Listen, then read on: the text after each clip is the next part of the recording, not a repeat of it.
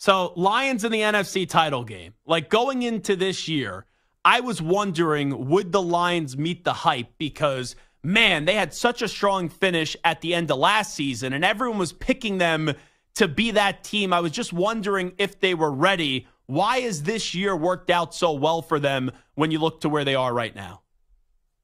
Because they were ready last year. It just happened too late, and that's a part of the process. They had to learn. They had to soak in that moment. They had to see that we could do this. You know, going to Green Bay last year in that last game of the season and getting that win in the game that for Green Bay, it meant going to the playoffs. For the Lions, it just meant knocking Green Bay out the playoffs.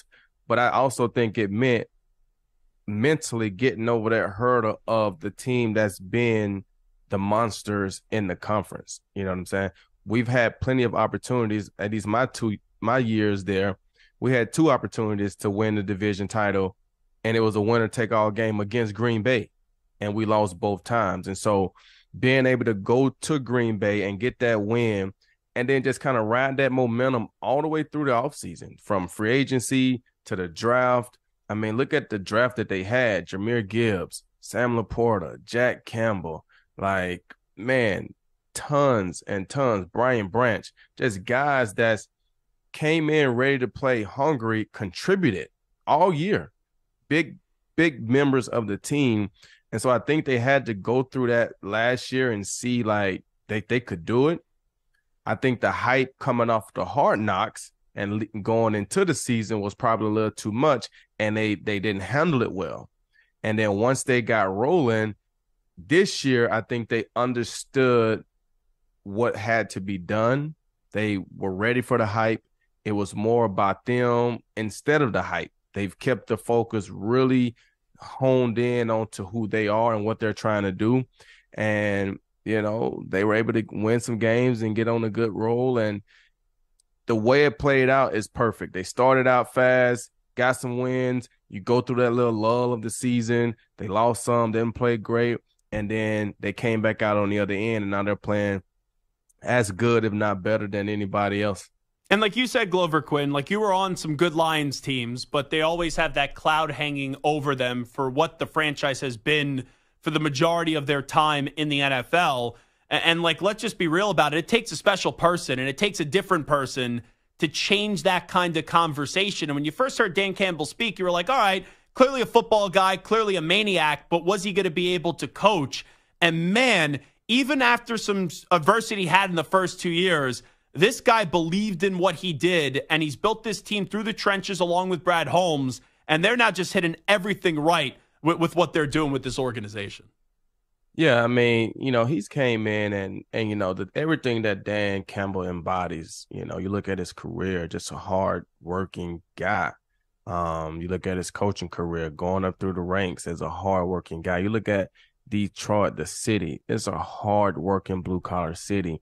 And sometimes you can have coaches that really don't fit the city. They don't fit the vibe, the makeup of the team, the organization. And I think that's what you saw with Matt Patricia. And it just didn't mesh. And I think Dan Campbell, his vibe, his energy, his appreciation, all those things just vibe, his grit mentality. It just vibes well with the city, so the city can get behind it and feel like they're a part of it. They've got the right guys in that embodies the same mentality. Just a lot of guys that's hungry and want to play the game of football and play it the right way. And on top of that, they're really talented guys.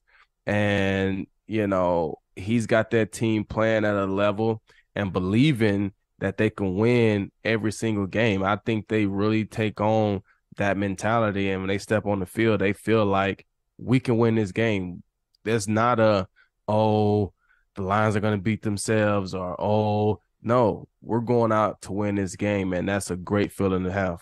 Talking to Glover Quin right now on the Zach Gelb Show on CBS Sports Radio. And like you look back at Matt Patricia, the my way or the highway approach doesn't really work anymore in the NFL. But then on the other side, when you're a player's coach, you can't be a doormat. That's what I think makes Dan Campbell such a good blend, is that he's more of a player's coach, but he's clearly not a doormat like, let's say, someone like Nick Sirianni is with the Philadelphia Eagles. It is crazy what he's been able to do, and to just see the way that they're playing right now. It's impossible to not like this Lions team and not root for this team unless, you're a fan of the 49ers this weekend.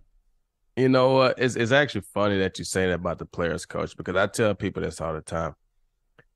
It's hard for people to be a players coach unless they really have the knowledge and have been around or they played.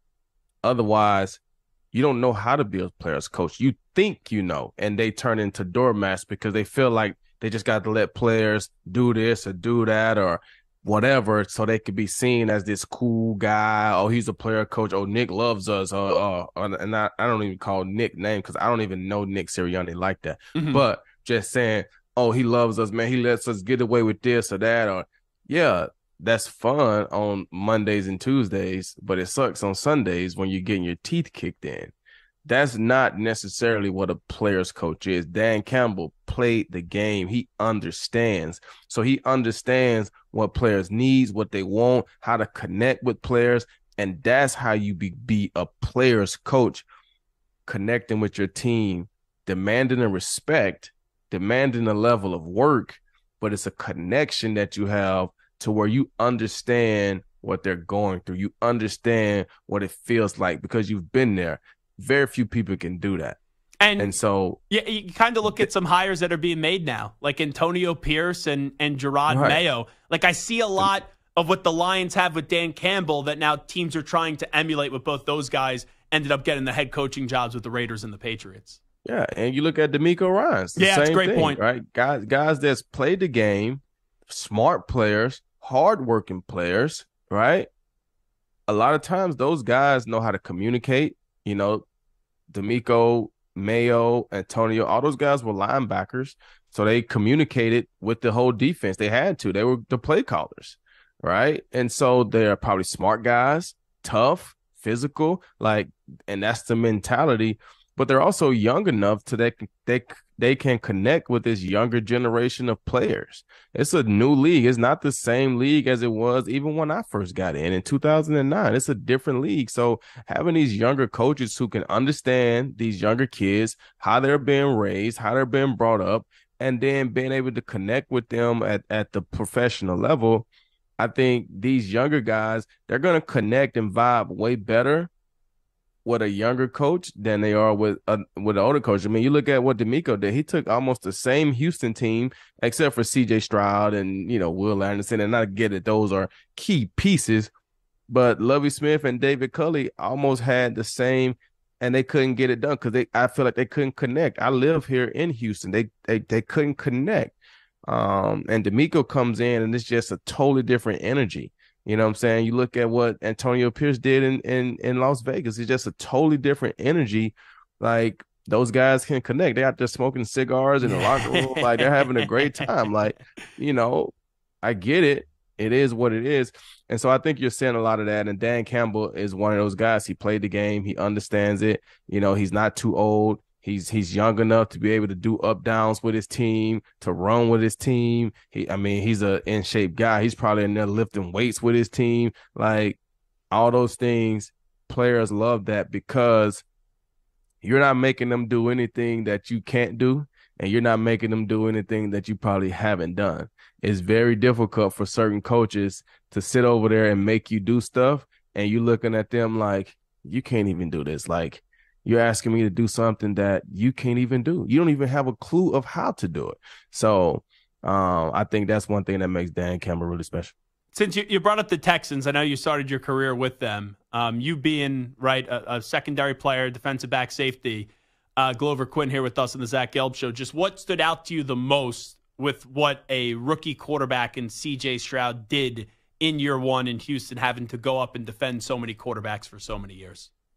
I mean, I think he did a phenomenal job. You know what I'm saying? I think, when you look at, I think his interception rate for the season was, I think he only had like 5 or 6 interceptions on the season. You know what I'm saying? Like, that's incredible for a rookie. But I think a lot of that goes with the coaching as well, not putting him in situations where he has to throw the ball 30, 40 times and throw an interception. So being able to run the ball, lean on your defense, have an offense that he can easily learn and pick up and play to his strengths, I think that's been great. But I think that shows his demeanor, his pause, his presence, his understanding, his want to learn, his ability to learn.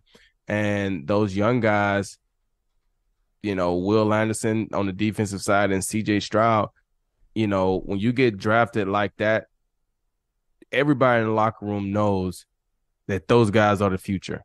Those guys are the pillars. So any veterans that you have in the linebacker room, on the D-line room, it's not their job to whatever not help Will Anderson, because he's the future.